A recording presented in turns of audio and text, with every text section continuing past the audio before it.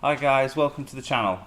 Today I'm going to be doing some more work to the 110. I've got the windscreen frame back from the powder coaters, terra firma steering damper to fit, a new fuel tank and some other bits and bobs. Let's get started. So guys, I've got some new parts. I've got the floor back from the powder coaters, that looks really good. I've got these, they're the windscreen mounts. They're going to replace the old fashioned ones that can fold down. I'm not going to have it so it can fold down. That's the windscreen frame that's been shot blasted and powder coated. This looks really nice. We've got a fuel tank, a sender and a return pipe or spill pipe. Got bolts, seals, gaskets, some UJs for the prop shafts, and that's the old hinges. We're going to be replacing those. And then here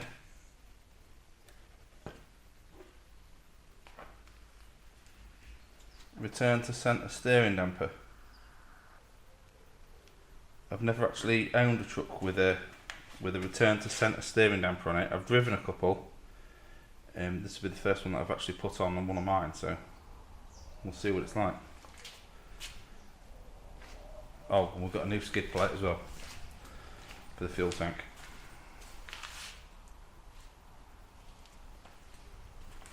So we'll get stuck in. I think first job, let's put the windscreen frame on and see what it looks like. It comes with all new hardware and gaskets.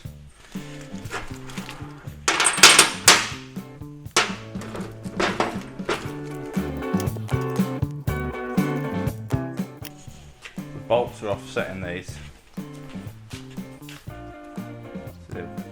They're handed. You can only put one side on the right side.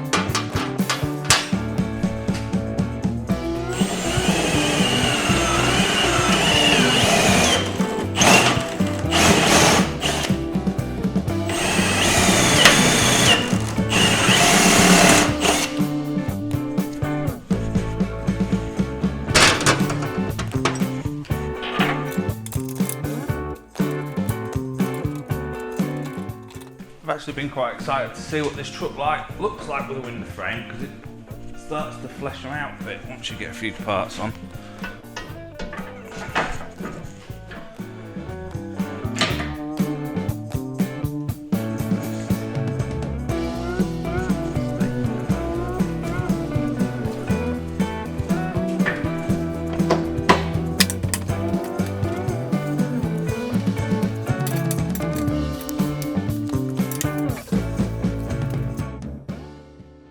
Guys, I've come across a little issue fitting these. They supply 6 bolts with it, but they're a little bit too long. So if you put the bolts bottom out in the bracket, so if I just put this on here,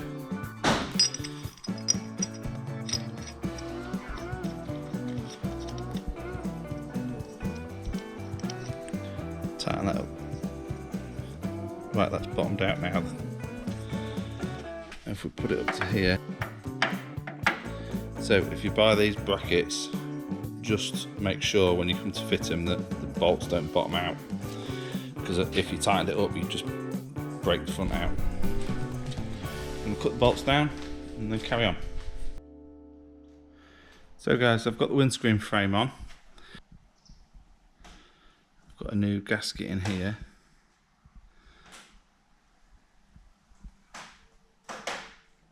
She's all bolted on. Bolts go in the back. I've got my nice fairy carpeted dashboard done, fitted. I've got the dash top just to put back on. But the inside of the truck is going to be pretty basic. I'm not going for anything crazy.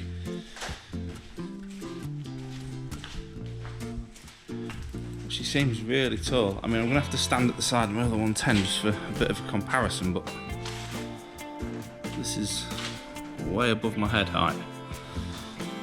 Right, next job on the list is going to be putting the fuel tank in. I'm going to get on with that now. What I'm going to do is fit the sender first, because once it's in, the sender ends up coming through this little hole, and once it's in, they're a bit of a pain to get in and out. There's a brand new sender. Let's see what it's like. I did order a fitting kit. I didn't realise it came with a fitting kit, so I've got two now. I'm not sure which one we'll use. I'll see which one feels. That steel feels thicker. I think I might use the one I bought, not the one that it came with. The steel definitely feels a bit thicker. Look at this. Oh. Just checking the sender. I can already see we've got an issue. I'm going to have to just put some oil on that and make sure it moves. Watch.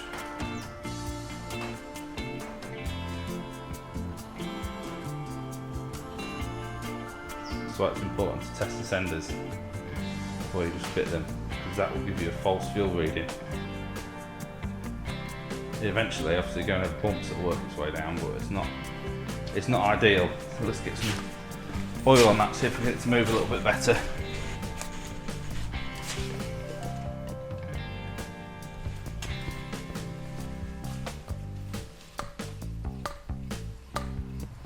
Diesel will obviously lubricate it, but it's best not to be stiff going in straight away.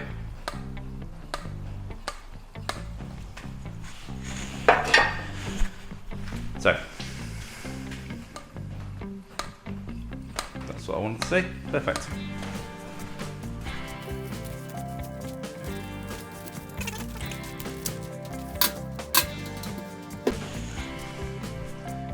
This is one that came with the tank.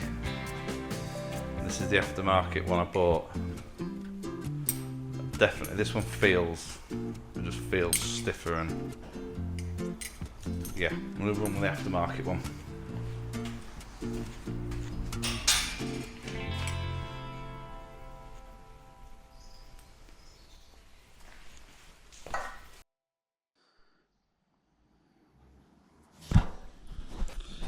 Let's see if we can film this going in.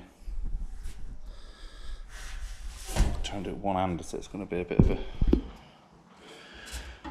tricky.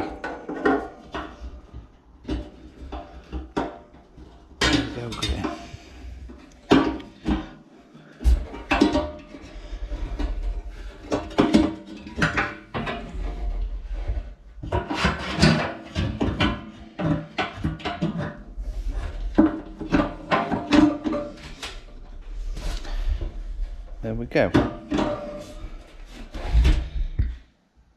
So you can see where the dip tube sits, right on the bottom of that ring.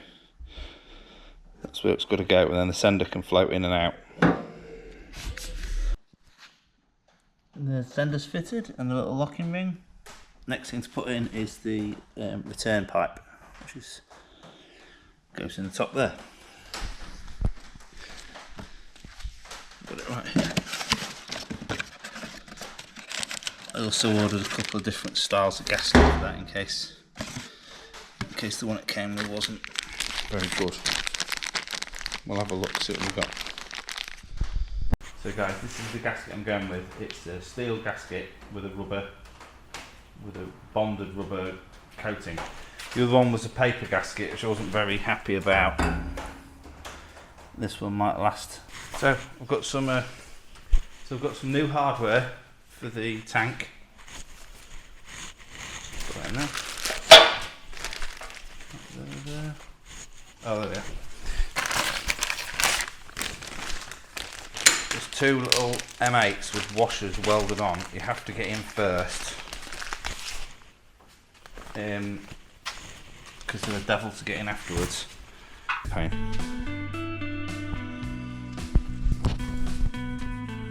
show you where those go. Those little bolts, they hang down through the rear cross member, and that's where they have a washer welded on so that locates those. And the other tank mount is there, which is really easy to get to, so don't worry about that one.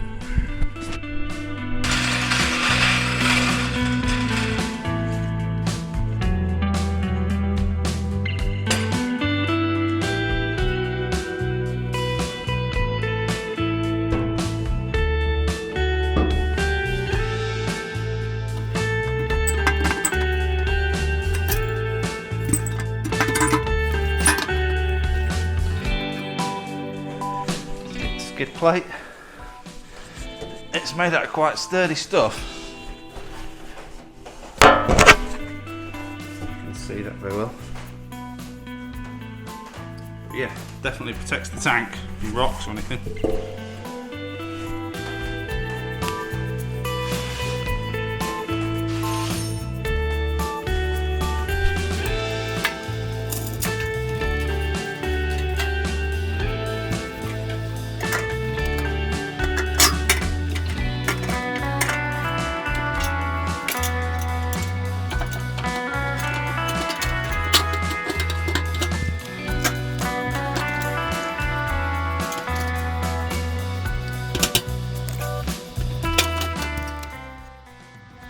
So the tank's fitted.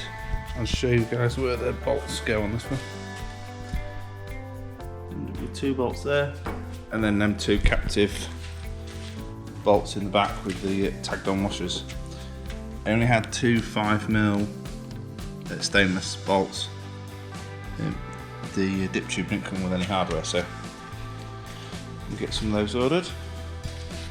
And that's where the sender sits, so you can imagine trying to get that through there and lined up properly. It's much easier to do that with the tank out. So, on to the next job. I'm going to fit the steering damper.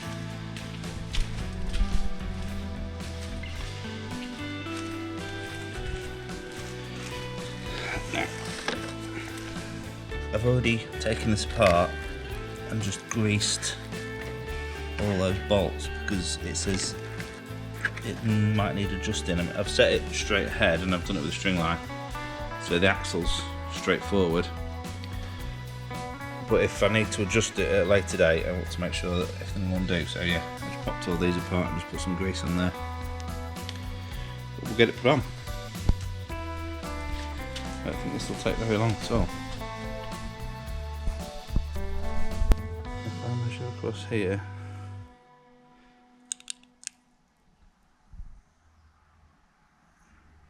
.25 exactly.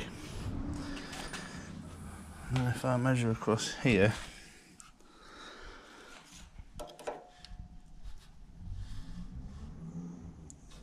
I'll just get that out so it's in the light.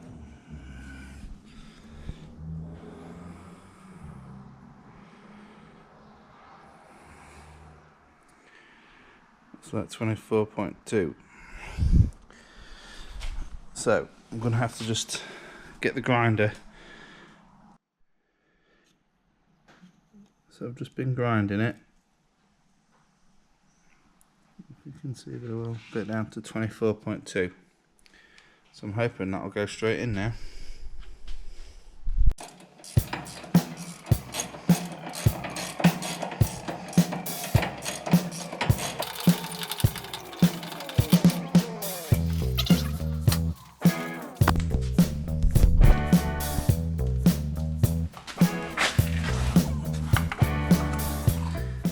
Last part is tightening these up.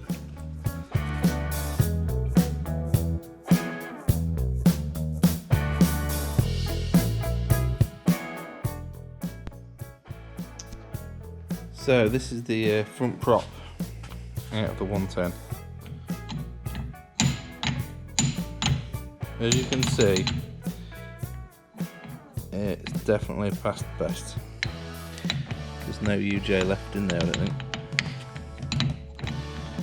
Definitely metal on metal, that's no good at all. So what I'm going to do, I'm going to remove both of these, because this is a 110, or all Landrovers really, but the front prop is out of phase, so follow that through. See, it's twisted round.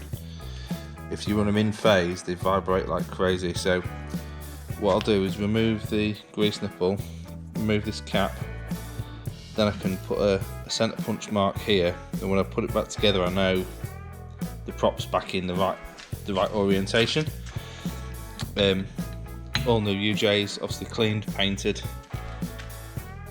That should be good to go then. Right, crack on.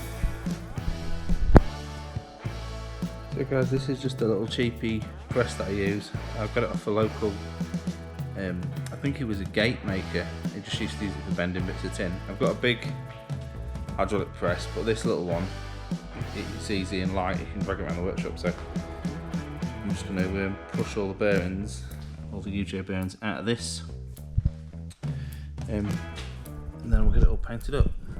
Stick the camera there, back on.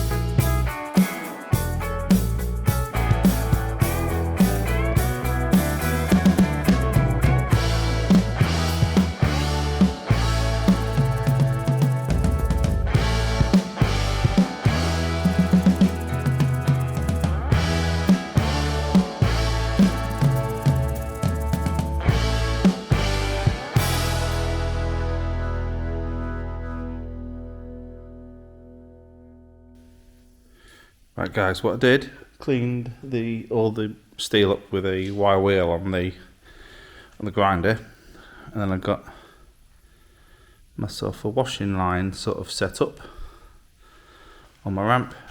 I've given them a coat of etch primer first, and then a coat of black, satin black.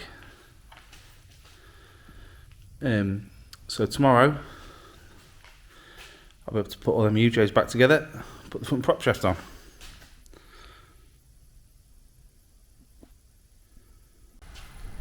Morning guys, the prop shaft's all dried.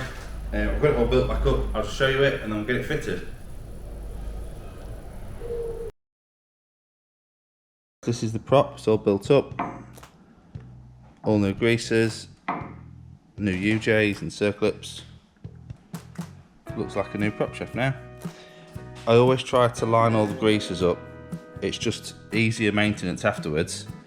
When you're underneath your truck, you're not rolling it forwards and backwards trying to find the grease. You can just get one lined up and they all line up, so just makes it easier for a bit of maintenance afterwards. Right, let's get it put on.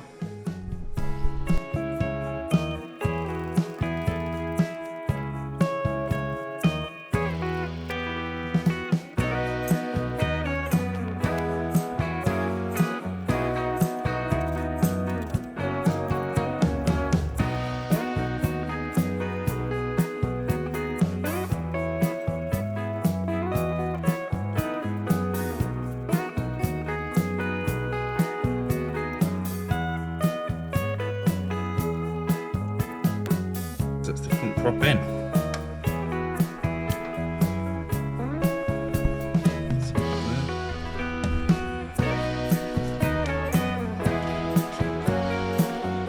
Starting to look more like a truck now.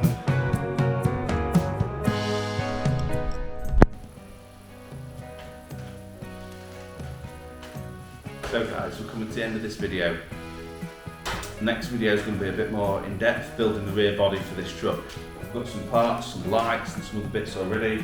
I need to get some more steel ordered and then we'll be able to get on with that. I have done a little bit of work on the boat project. I will just flip the camera around. So there's the boat project. It's coming along quite well at the moment. I've got the bores all cleaned up. I've got two of the new pistons fitted. I've left one there to show you. But that's going to be built in the next few days. I'll just show you the boat. It's still out here.